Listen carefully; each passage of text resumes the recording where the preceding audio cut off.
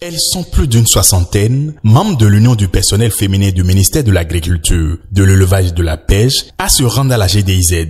C'était dans la matinée de ce jeudi 3 avril 2025. La visite du personnel féminin du ministère s'inscrit dans le cadre de la commémoration de la Journée internationale des droits de la femme, édition 2025. On aurait pu le faire le 8 mars passé, mais cette journée tombait aussi dans la période de jeûne musulman.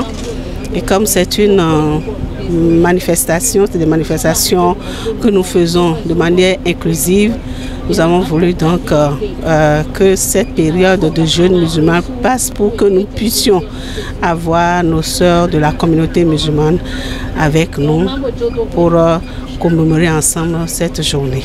L'une des activités qui entre dans le cadre de cette célébration, c'est la visite de la zone industrielle de Glodjibé, qui est un symbole de développement économique où se passe plutôt la transformation, la valorisation de nos produits, des produits agricoles et surtout des filières prioritaires en développement, en promotion par le gouvernement actuel. À leur arrivée, elles ont été chaleureusement accueillies par les responsables de la zone industrielle de Glodjibé. Une présentation complète de la zone a été faite, mettant en lumière les diverses entreprises qui opèrent les opportunités qu'elles offrent surtout aux femmes. Suite à cette présentation, ces membres de l'Union du personnel féminin du ministère de l'Agriculture, de l'Élevage et de la Pêche ont eu droit à une visite guidée de toute la zone industrielle. Le bâtiment gris, ou les bâtiments gris, c'est le parc textile. Et le parc textile s'étend sur 50 hectares. Ce que nous allons voir, c'est l'unité de filature. Donc ça part du coton brut au tissu. Et de ce côté, je vais acheter 5. Cette occasion exceptionnelle leur a permis de découvrir les différents ateliers et installations, tout en échangeant avec des professionnels qui partagent leurs expériences et leur parcours dans le milieu industriel. Nous avons avec nous les femmes qui ont participé à l'exposition des produits agricoles et agroalimentaires dans le cadre de la même célébration de la Journée internationale de la femme au niveau de la TDA Pôle 7. Donc ces femmes qui ont été distinguées parmi tant d'autres sont avec nous et pour voir combien de fois ce qu'elles font, les efforts qu'elles font sont aussi valorisés à une dimension beaucoup plus grande, à l'échelle beaucoup plus élevée. Je suis vraiment contente parce que je vois que nos produits qui quittent le champ ont une bonne destination. Et quelle destination? GDIZ. Car au niveau des unités de transformation, nous avons vu effectivement qu'il y a beaucoup de choses qui se font ici. Beaucoup de partenariats sont signés avec de grandes marques.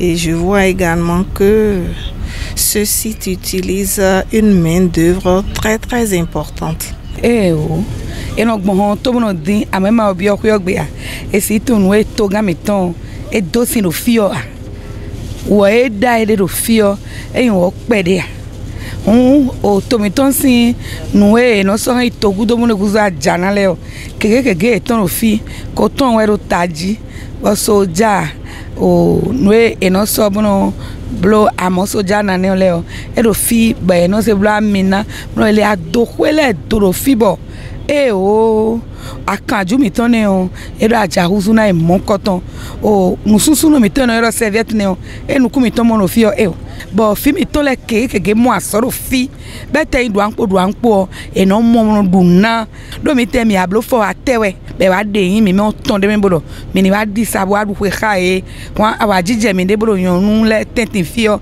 awajije o sien. Ça, on encourage vraiment, on remercie Dieu, on remercie Monsieur le Président de la République pour les merveilles qu'il fait pour le pays. Que Dieu le bénisse, que Dieu le garde et que Dieu lui donne toujours la force d'aller plus de l'avant. C'est une satisfaction pour nous parce que nous avons eu un accueil chaleureux et nous avons passé en revue les différentes unités, notamment les unités de valorisation de coton made in Benin en différents produits et également l'unité de transformation du soja.